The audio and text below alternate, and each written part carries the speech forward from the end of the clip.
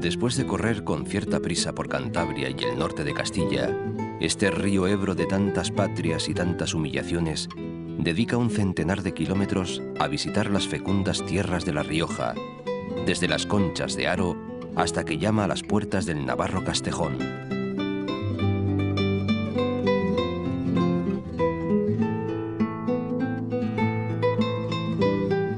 Como todos los grandes ríos de Europa, el Ebro hace en estos territorios un principal y curioso servicio a los hombres. Es cuidador, vigilante, compañero del vino.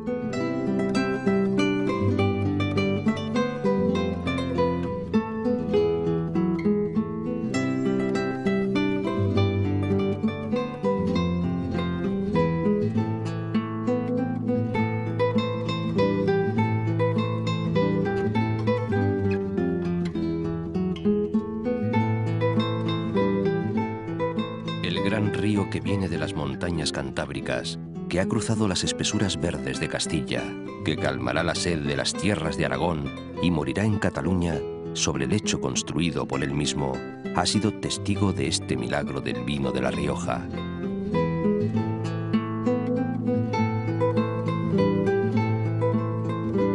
Pero también de un denso fragmento de historia, tan radical como para que las tierras que surca y otras más lejanas lleven prendido en la piel su nombre: Iberia.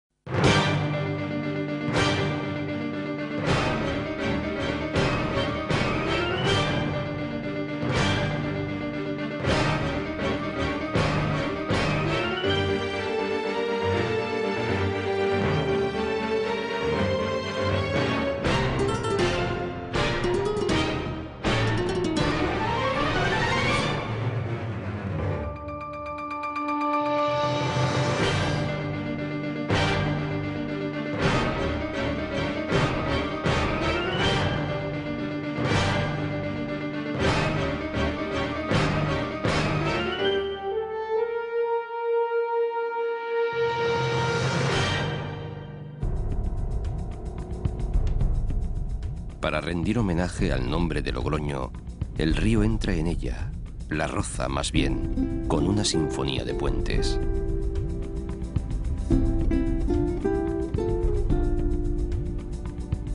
Hay quien cree que la palabra Logroño viene del germánico grono, es decir, paso o vado, o sea, puente, y quien busca en otros lugares el topónimo logroñés. Pero en estos asuntos nunca hay claridad bastante.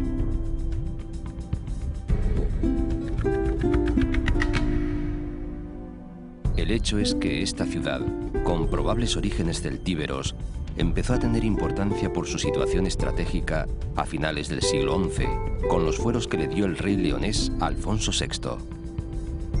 Lo cual no contradice la sospecha de que existiera un puerto fluvial romano en Varella, hoy barrio de Varea. Si fue así, quiere decirse que hace 20 siglos se podía transitar en barco por las aguas del río a lo largo de los 600 kilómetros que todavía le quedan hasta alcanzar el Mediterráneo.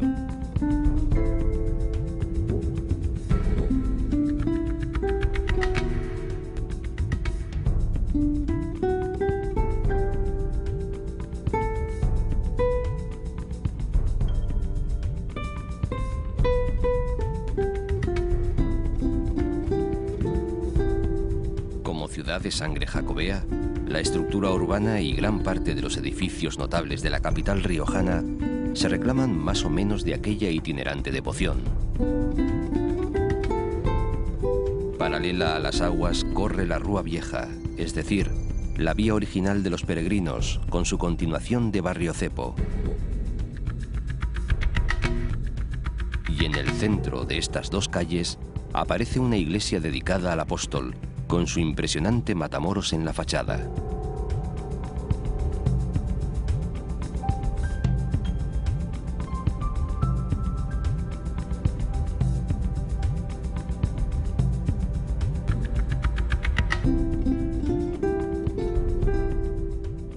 centro del cinturón antiguo de la ciudad, que como casi todas, padeció años de guerras y lustros de declive, se mantienen orgullosos algunos importantes edificios, como la concatedral de Santa María la Redonda, el mejor de todos, también por los tesoros que acoge.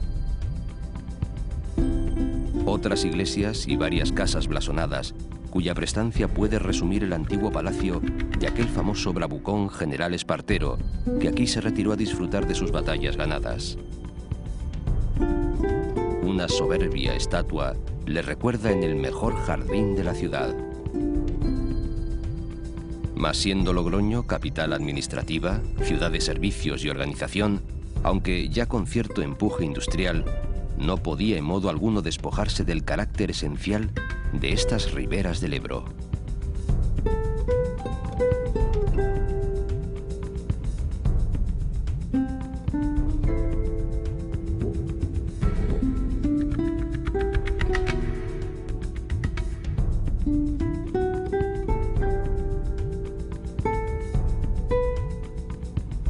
Aunque dicen que el agua no es buena para el vino, parece que los mejores terruños han de tener un buen río en sus vecindades. En La Rioja hubo vino desde tiempo inmemorial e incluso ya en el siglo XVI se creó una asociación de exportadores. Claro que solo la gran plaga de la filoxera, que hizo estragos en Francia, consiguió de rebote que salieran a la luz todas las prestigiosas cualidades del vino riojano. El vino, de historia milenaria en estas terrazas que enriquecen, además del Ebro, unos cuantos ríos descendidos de las sierras de los Cameros y de la Cebollera, no tiene solo presencia virtual o económica en los modernos callejeros, no viven solo en reputadas tabernas. Hay también buenas bodegas, antiguas y modernas, y sobre todo vive en el corazón de esta gente, que guarda buena memoria de su historia y sus muchos avatares.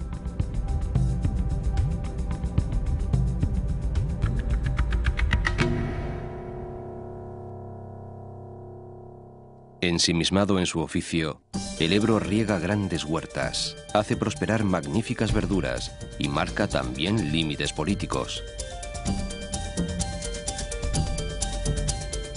A un par de leguas de Logroño queda el hito que separa tres comunidades autónomas, la Vasca, La Rioja y Navarra. Ahora el río marca la frontera entre estas dos últimas. Muga de Muga, se decía de Viana, frontera de frontera, punta de lanza navarra en Castilla, que impuso Sancho el Fuerte, acumulando aquí, en 1219, la población de sus aldeas.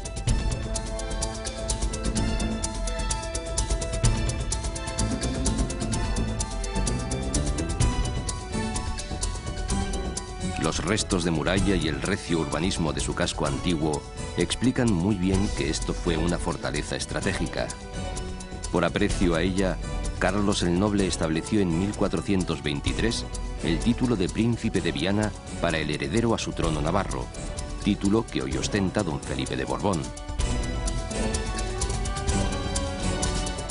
En Viana, ciudad fundamental para los peregrinos a Compostela, sobreviven muchos recuerdos de su gloria. La iglesia de Santa María, desde luego, que parece una catedral, pero también gran número de casas nobles, auténticos palacios de los siglos XVI al XVIII.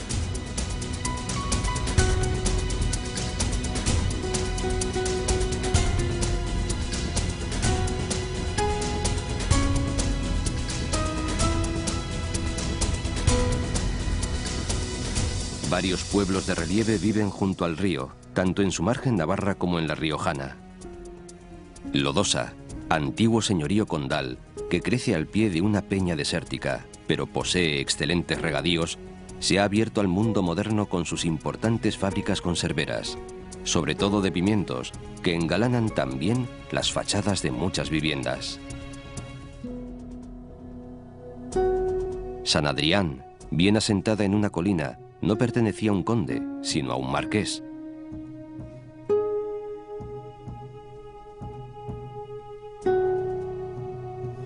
Cerca desembocan, desde el sur, tierras sorianas, el temido río Cidacos. Por el norte, el Ega, el río de Estella. Era proverbial su riqueza. Ega, Arga y Aragón hacen al Ebro varón.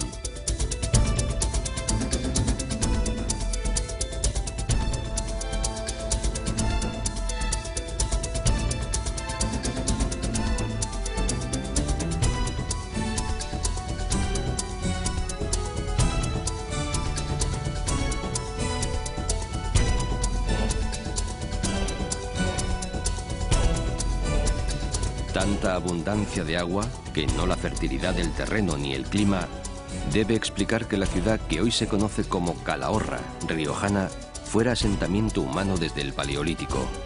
Claro que se hizo fuerte e importante con Roma. Julio César y Augusto la valoraron mucho. Tuvo anfiteatro, termas, incluso naumaquia, es decir, escenario para juegos de agua y combates navales, en el sitio del actual Paseo del Mercadal. Debilitada Roma, mantuvo sus murallas y fue primitiva sede episcopal con vasto territorio de influencia. La rica ciudad agrícola, capital de la Rioja Baja, se manifiesta orgullosa de su catedral renacentista y de unas cuantas iglesias y palacios civiles de valor.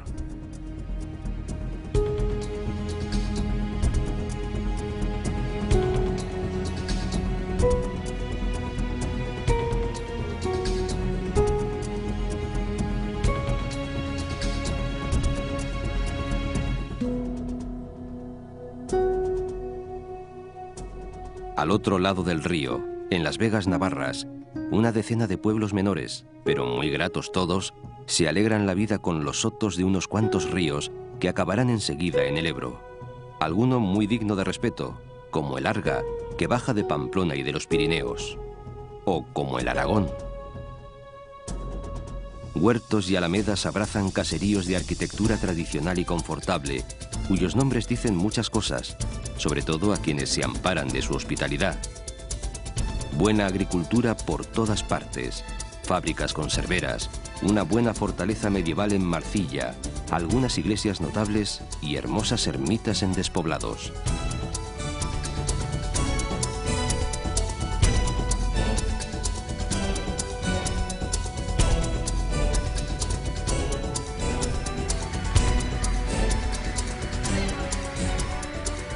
Parecido carácter manifiesta al otro lado del río, en propiedad riojana, la villa de Alfaro. Claro que con acusadas diferencias en historia, prestigio y tamaño de la población.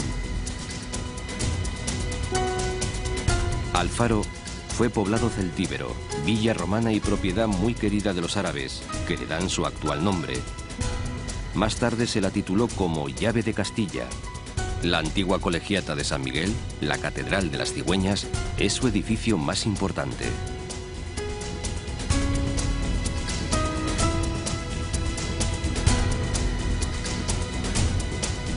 Estos sotos fluviales, bosques de galería que acompañan a ríos grandes y menores, bordeando sus meandros, aunque hoy parecen un verdadero lujo natural, antes de la sobreexplotación agraria y el gran aumento de la población, ocupaban extensiones mucho mayores.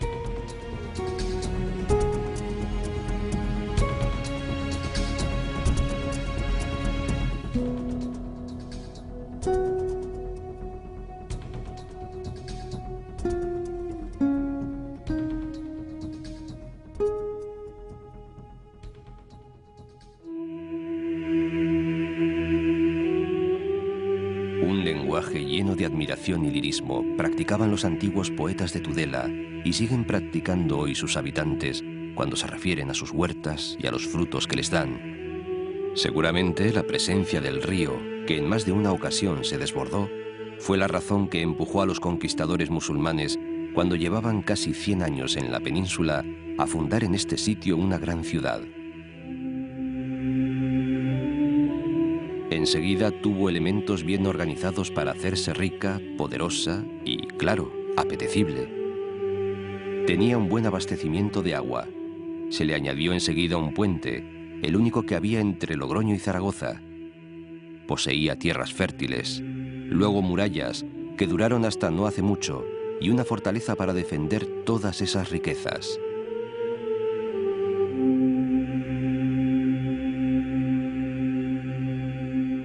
Bajo dominio musulmán llegó a ser taifa, es decir, reino independiente, gran mercado, y allí vivieron en armonía los sabios hortelanos árabes, los laboriosos mozárabes cristianos y los judíos, que eran sobre todo médicos y banqueros. Uno de ellos, entre varios ilustres, es todavía recordado como incansable viajero, Benjamín de Tudela.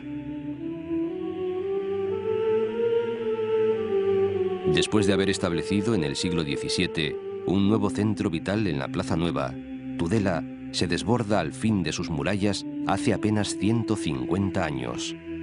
Ya no pararía de crecer.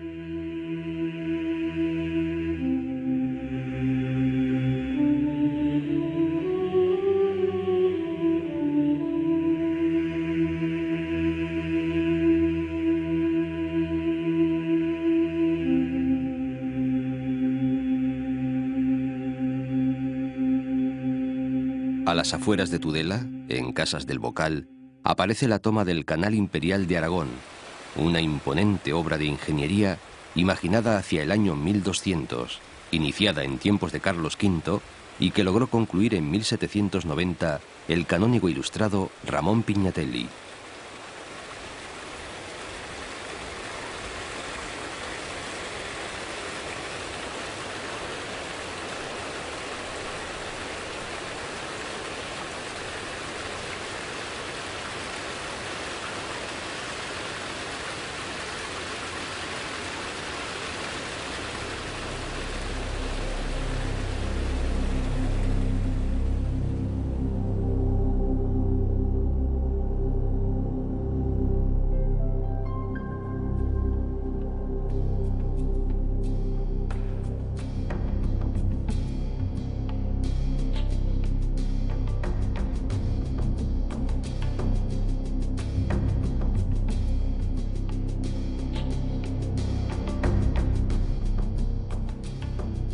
La mayor parte de los pueblos del Alfoz de Tudela tiene su historia y su personalidad.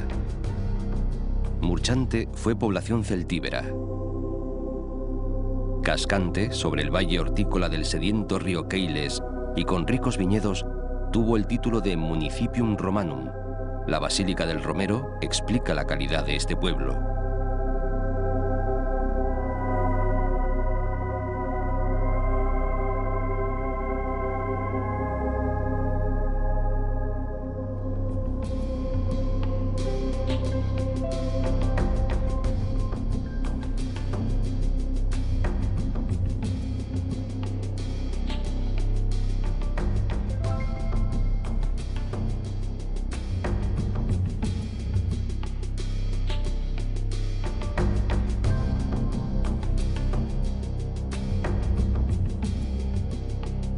Tulebras, por su parte, cobija el primer cenobio cisterciense de mujeres de España, de mediados del siglo XII.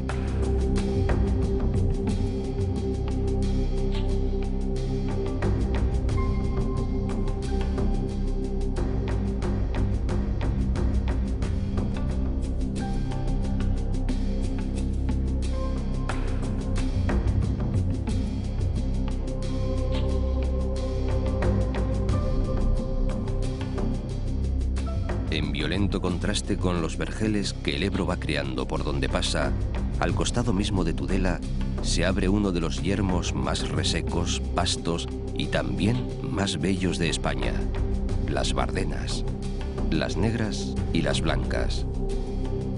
Son 40.000 hectáreas que no pertenecen a ningún municipio, aunque 22 pueblos tienen derecho a su aprovechamiento, sobre todo para el ganado ovino. En particular, los pastores roncaleses durante el invierno.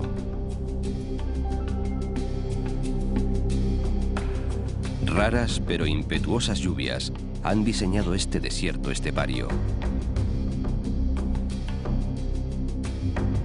Los montes y barrancos, la aridez del clima, las mesetas de aire sahariano, los cerros testigos, los cabezudos y las inquietantes agujas recuerdan los paisajes africanos.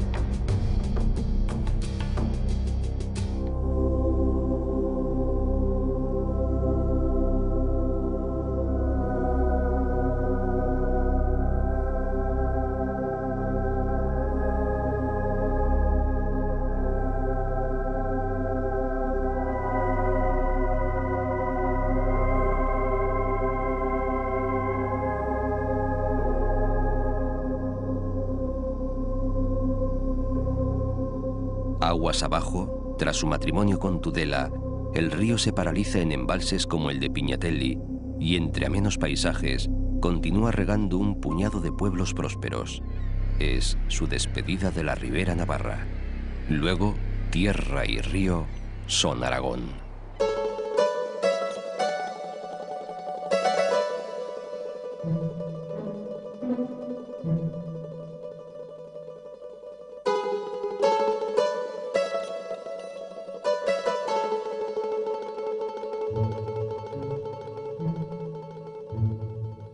Presume la Jota.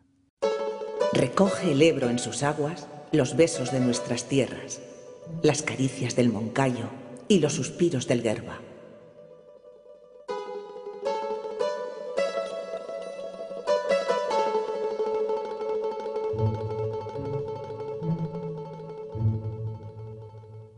Resulta que por estas riberas tan alejadas de la Mancha aparecen de pronto un par de viejos y queridos conocidos. 2 días después que salieron de la Alameda, llegaron Don Quijote y Sancho al río Ebro, y verle fue de gran gusto a Don Quijote, porque contempló y miró en él la amenidad de sus riberas, la claridad de sus aguas, el sosiego de su curso y la abundancia de sus líquidos cristales, cuya alegre vista renovó en su memoria 1000 amorosos pensamientos. Ellos fueron, sí, tan verdaderos como siempre, tan de carne y hueso como Cervantes los inventó, aunque el río era entonces otro o tenía otra estampa, y si Don Quijote se alojó en el palacio de los duques de Villahermosa en Pedrola, Cervantes lo hizo de veras, según algunos eruditos e historiadores.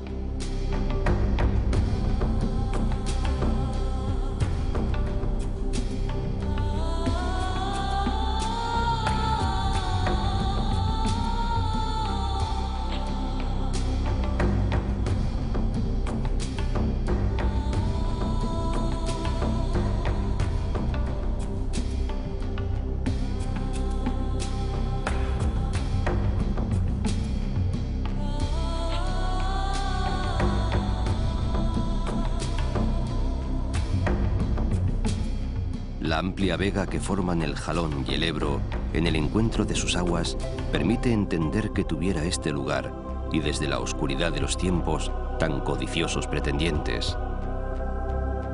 Alagón era el punto de partida ideal para internarse en la meseta por el valle del Jalón, por lo tanto, centro mercantil y encrucijada. Por eso se escenificaron aquí muchos episodios bélicos, desde los celtíberos hasta los romanos, empeñados en la guerra civil de Pompeyo y Sertorio, más los habituales de las invasiones y disputas de la Edad Media.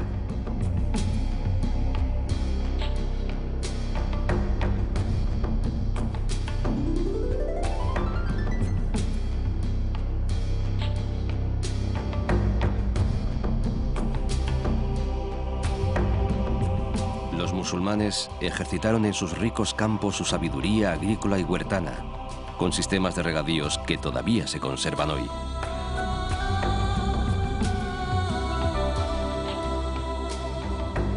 Los 4 siglos de ocupación musulmana, más su colofón morisco, han quedado impregnados en el paisaje. Huella imborrable.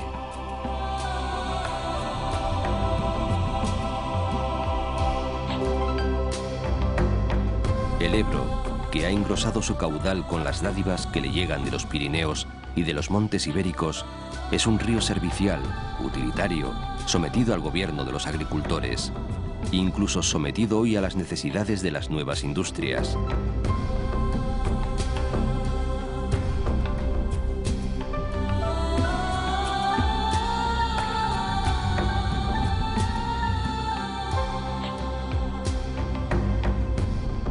La torre mudéjar de la iglesia de Santa María de Utebo exhibe su fuerte carácter entre el de las muchas otras torres de ese arte que puntean toda esta comarca aragonesa.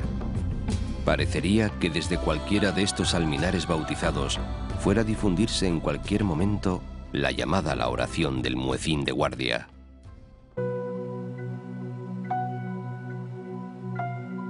Escucha el rumor del Ebro cuando llega a Zaragoza. Lleva jadear de besos, lleva cadencia de jota. Un antiguo galacho, el corazón de un gran meandro, podría también haber sido la ciudad de Zaragoza, si no fuera exactamente lo que es, una ciudad grande, poderosa, la más importante de cuantas el río visita, su auténtica capital. Pues entre otras razones, no le da de lado, sino que lo asimila a su propia identidad. Zaragoza no sería lo que es sin su gran río, y a la inversa. Río fiel, grave, heroico y altivo, lo llamaba el infortunado novelista maño Benjamín Jarnés.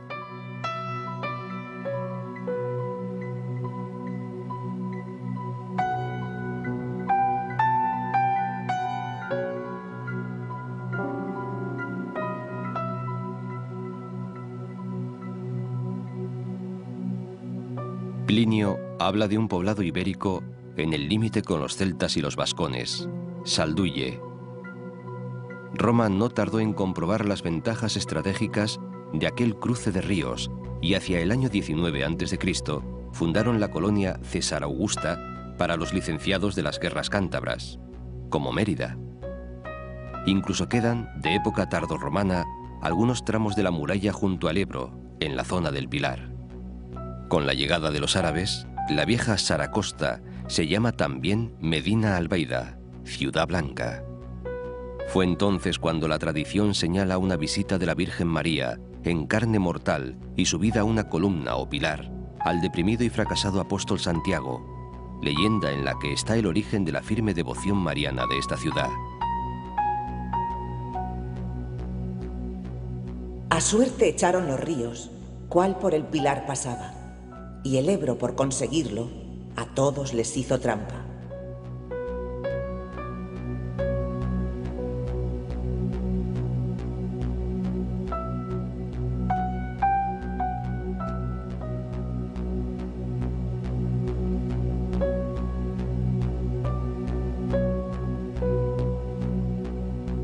De esos años, segunda mitad del siglo XI, sobrevive el excepcional Palacio de la Aljafería, así llamado por el nombre de su constructor. Es quizás el mejor de Occidente de esa época.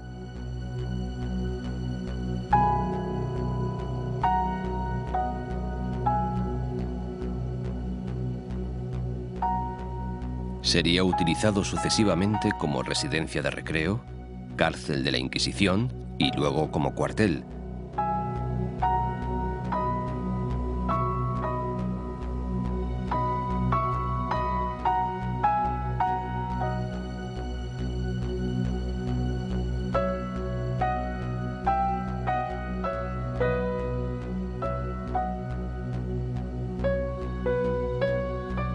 Ahora es sede de las Cortes de Aragón.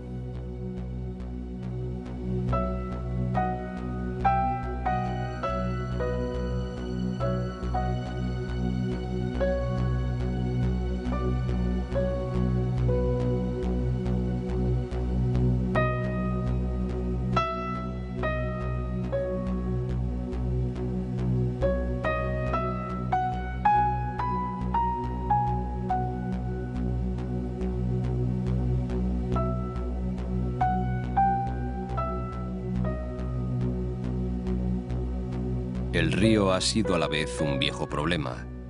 ¿Cómo salvar una corriente que si en verano apenas llevaba agua y podía vadearse a pie enjuto, en invierno azotaba a veces a la ciudad con grandes y destructivos desbordamientos? Los romanos habían construido un primer puente acueducto, quizás el único que existía entre Tudela y Tortosa. Arruinado y remendado durante siglos, en 1436, y después de 100 años de trabajos, se terminó el nuevo puente de piedra, vía fundamental de comunicación entre el centro y el noroeste de España. Una crecida de 1643 lo echaría abajo. Sería el único durante siglos. Luego, en 1895, se tendería el llamado Puente de Hierro, o del Pilar, y en las últimas décadas se le añadirían el de Santiago y varios más.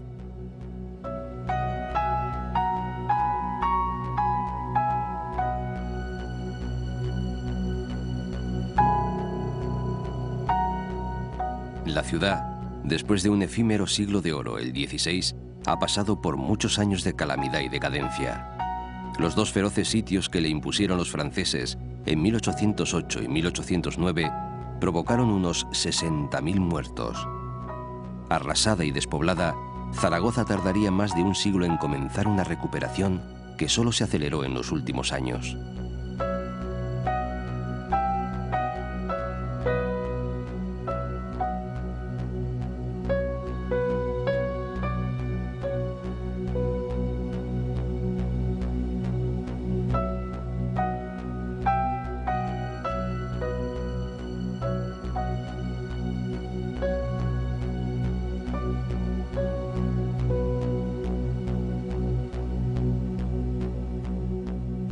El Ebro anda despacito, con tristeza y con zozobra. Le duele pasar tan pronto el Pilar y Zaragoza.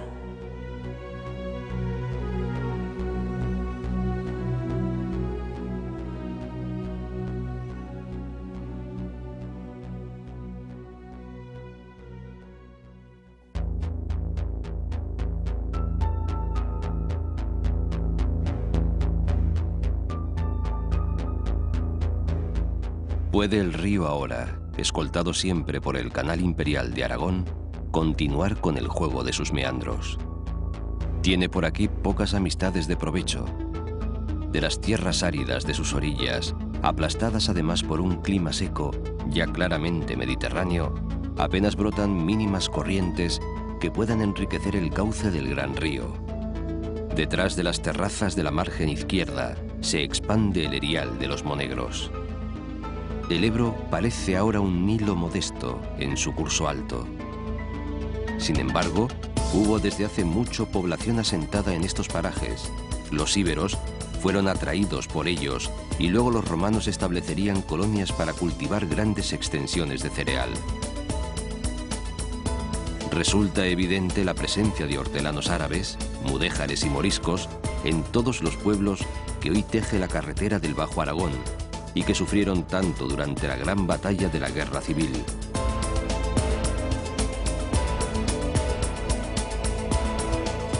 Muchos llevan el honroso apellido de Ebro y tienen buenas muestras de arte mudéjar.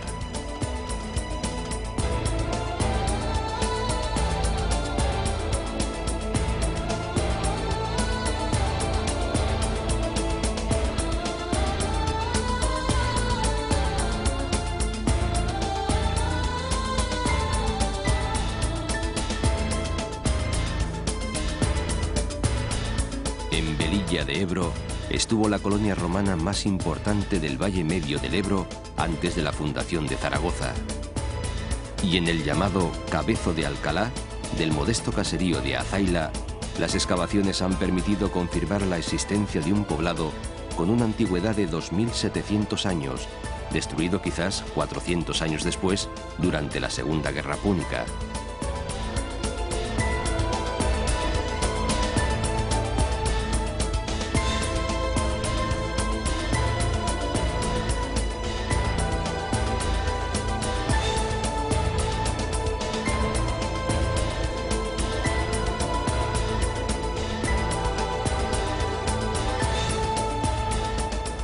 Sástago ocupa una posición muy singular, y singular también es su fama. Con los árabes eran renombrados sus talleres de vidrio, y hasta no hace mucho se fabricaban aquí cuchillos y navajas de cachas labradas con el nácar de los moluscos del río.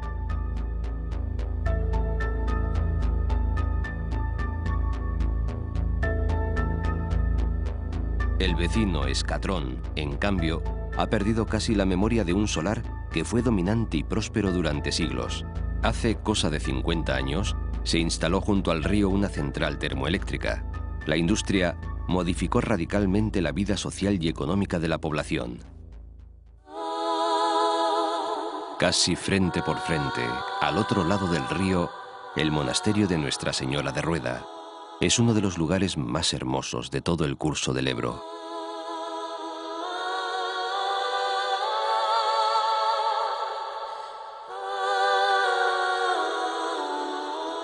El cenobio, que dependía de la casa matriz en la Tolosa de Francia, practicaba la tradición cisterciense de la explotación de granjas y tenía dominio agrícola sobre 35 localidades.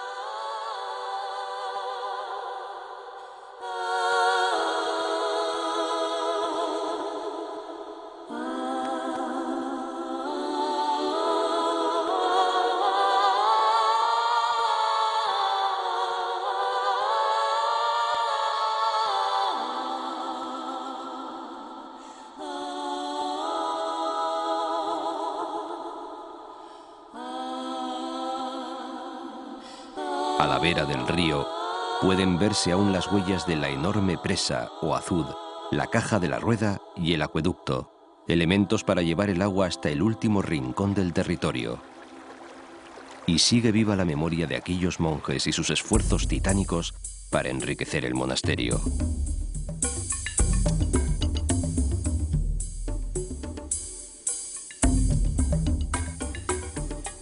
Colgada sobre otro meandro tan pasmoso que hasta tiene nombre propio, Vuelta de Valera, y donde arranca ya el embalse de Caspe, la villa de Chiprana muestra su particular sincretismo.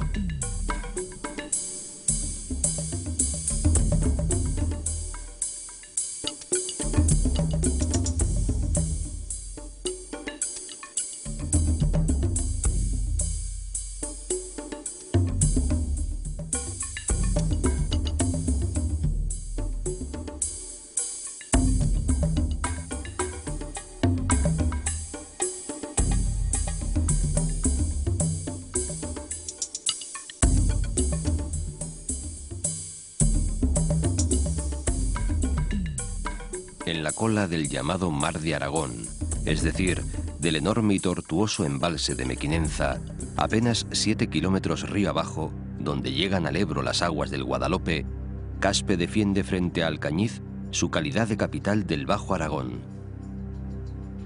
Es villa muy antigua, de desarrollo sobre todo romano.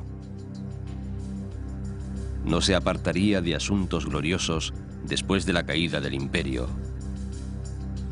Encomienda de los hospitalarios de Jerusalén, los frailes guerreros organizaron una firme acrópolis en La Muela, donde hoy siguen la magnífica colegiata gótica de Santa María la Mayor y los restos del castillo, cuyos salones vieron en 1412 la reunión que más fama daría a Caspe, cuando los jueces compromisarios aragoneses eligieron al castellano Fernando de Trastámara como su nuevo rey.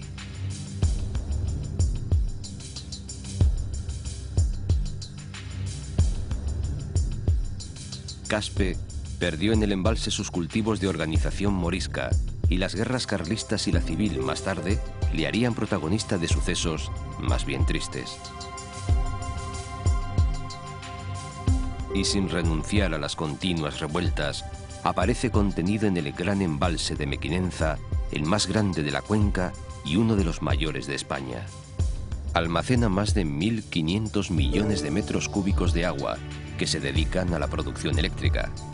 A partir de aquí, las presas y los saltos de agua se solapan. Es decir, el río deja prácticamente de existir como tal.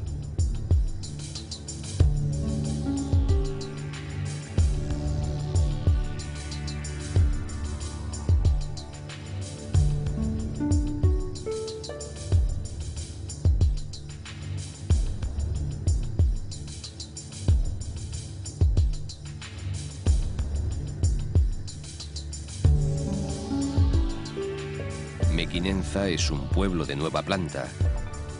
Queda en pie, junto a la primera presa, el espléndido castillo, que fue rehabilitado como residencia de los directivos de la empresa constructora. Suerte parecida, es decir, muerte por ahogamiento, le sobrevino a Fayón, última población aragonesa.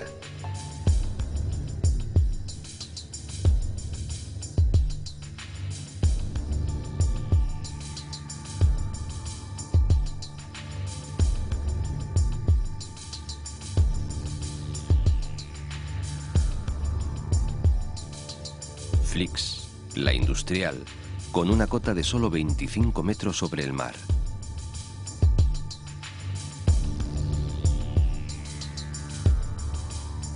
Luego, Ascó y sus dos centrales nucleares, que aprovechan las aguas del río para refrigerarse. De su castillo templario apenas quedan unas piedras.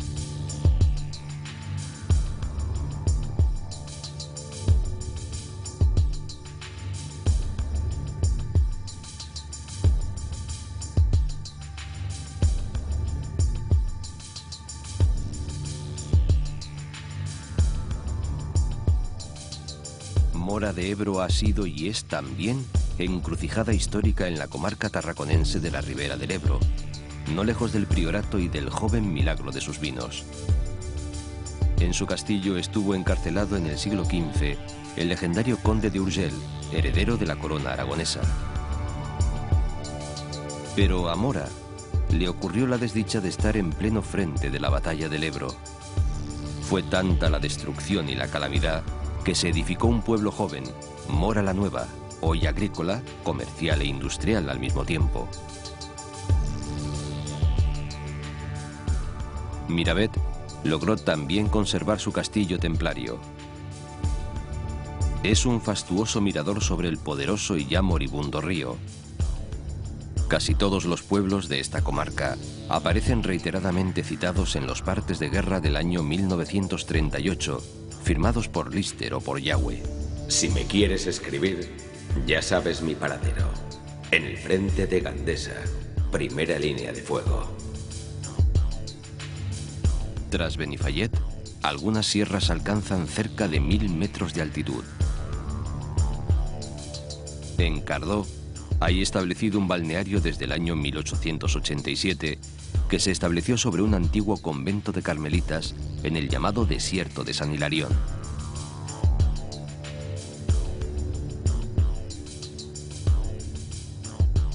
El río se abre camino por largos desfiladeros.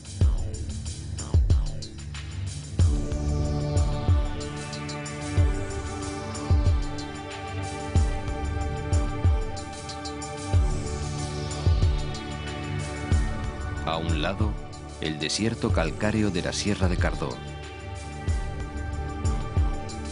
Al otro, los puertos de Beceite, donde se conjugan Cataluña, Aragón y Valencia. Pasadas las alturas de Cardó, la presa de Cherta regula dos canales centenarios imposibles de confundir.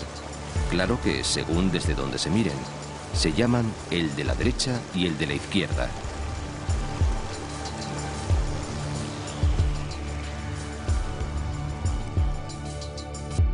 Llegan hasta Amposta. Amposta, la llave del delta, mantiene su espíritu agrícola con las cargas de los nuevos tiempos. Si su castillo está en ruinas, la elegante torre de Cárroba y el espectacular puente justifican su renombre.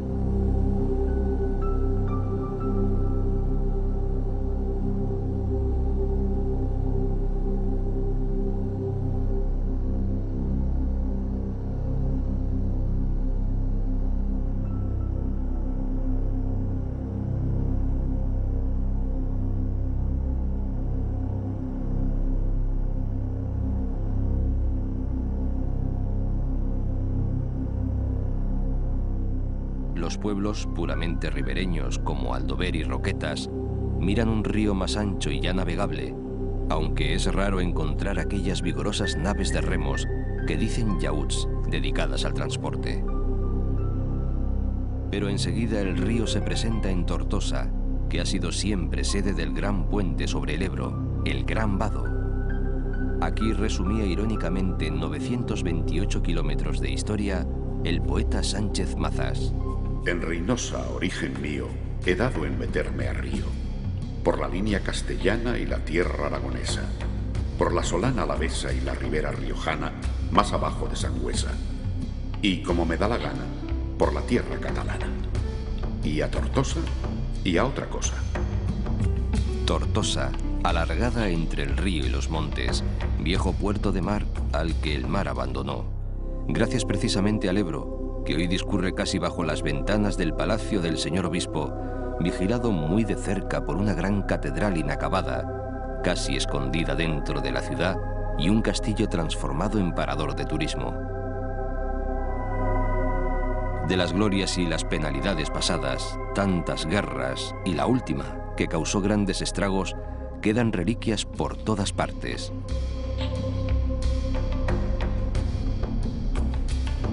En sus barrios cerrados, como el de Remolins, la aljama judía medieval, tan grato, todavía recortado con murallas del siglo XIV, barrios a veces sembrados de casas señoriales, como las de la calle de la Rosa.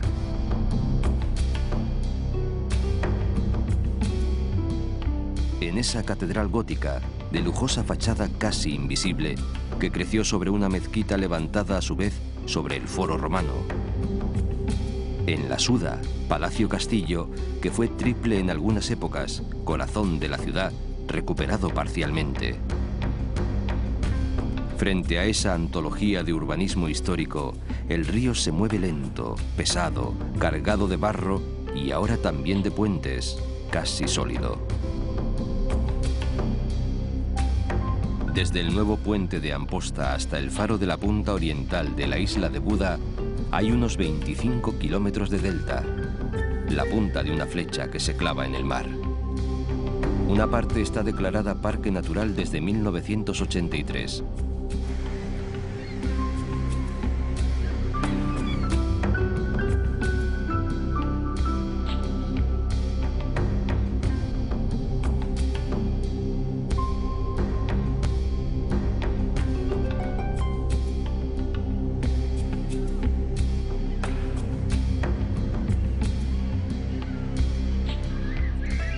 A los dos núcleos clásicos de población, que pronto abandonaron su arquitectura popular, Deltebre y San Jaime de Enveja, uno en cada margen del río, se han ido añadiendo agrupaciones de granjas, alquerías, construcciones agroindustriales y de servicios colectivos.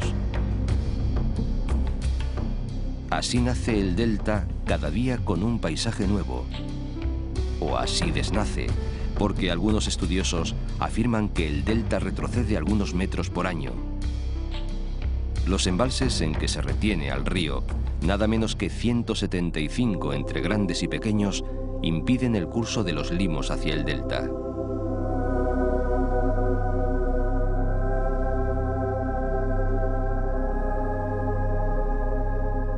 Es un mundo tan frágil como plano, tan extraño como milagroso, tan joven como sorprendente. Lo domina además un clima enrevesado, con vientos impetuosos y súbitos vendavales.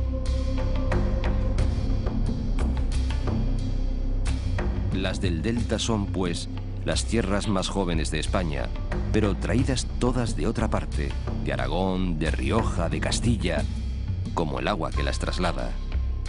Fueron arrastradas como consecuencia de las grandes talas de árboles de la Edad Media.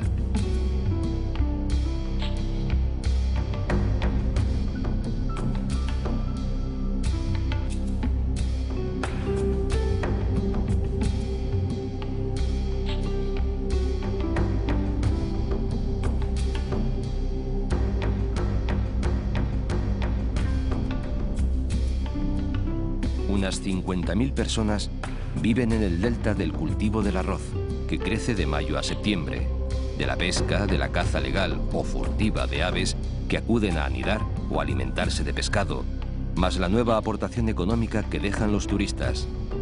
Una presión humana que ya se considera excesiva.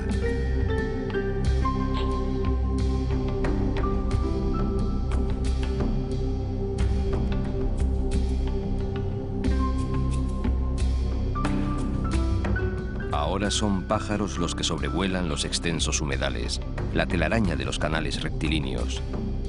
Pero miles de ellos caen a tiros cada temporada, unos 30.000 patos, por ejemplo.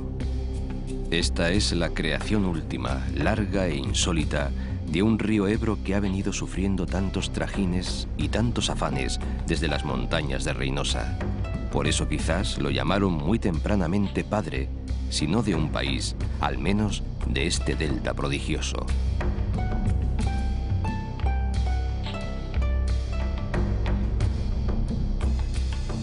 La costa es hoy un extraño maridaje entre agricultura, residuos pesqueros, paisaje natural muy modificado, agitación industrial y turismo de masas.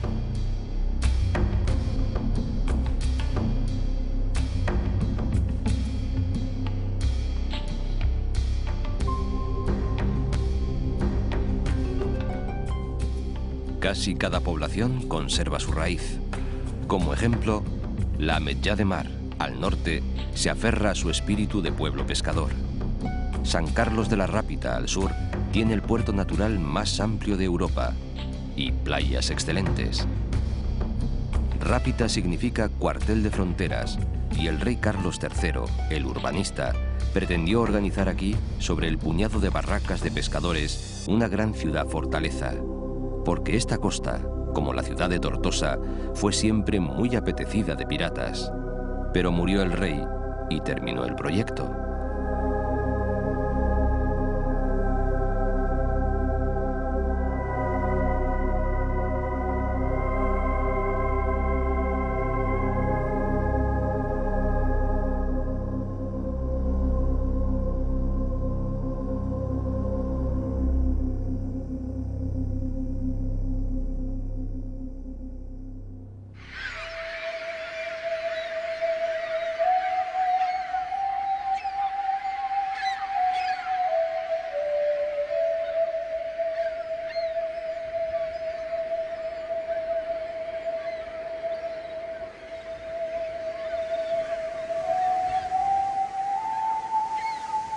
Aquí termina el río.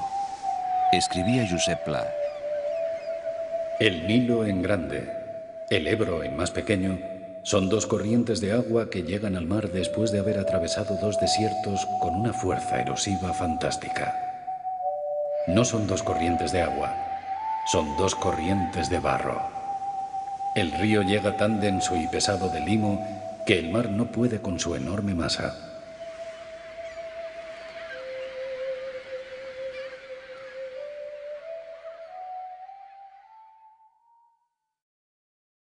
Yo voy soñando caminos de la tarde,